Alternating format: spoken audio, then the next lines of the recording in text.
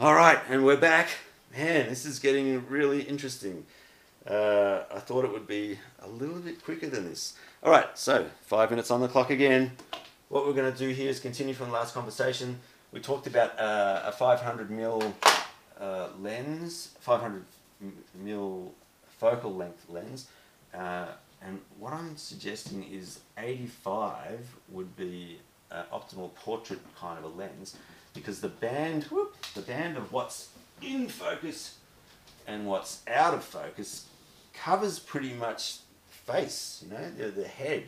And so what you see there is when you focus the camera on the person's face, you get this bokeh effect in the background, and hence when you see, I don't know, something like 30 feet, 10 meters, you get this fantastic blurred background and a super sharp face in the shot, and it looks beautiful.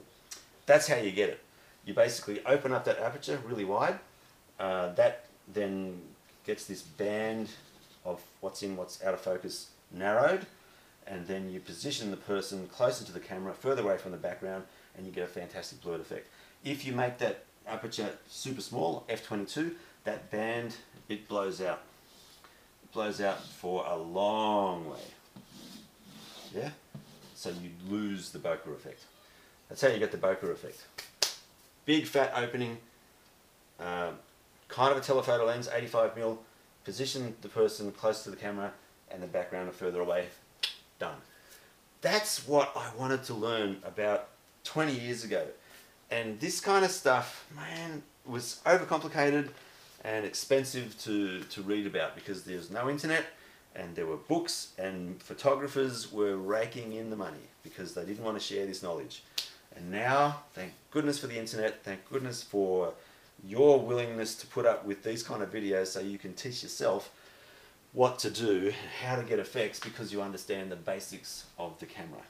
And what I'd strongly recommend doing as soon as possible is getting your camera, your DSLR or your film SLR, whatever you prefer. Digital, I think, is obviously the way to go. Put it on manual. Manual focus, manual ISO, manual shutter, manual aperture, and get a telephoto lens and play around with it so that you understand the effect, and practice all this. Your photography will go through the roof. You'll understand what is going on. And then you can get into all of the other details that we haven't even touched on yet, which is especially around lenses. They coat the surface of the front element of lenses with a whole lot of special material to play with the light and remove aberrations and errors and things that you don't want in there.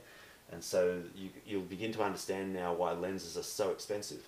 The cheap tube ones that you can just mechanically move the focal plane with, they're obviously cheap because there's not as many lenses in there to manipulate the light.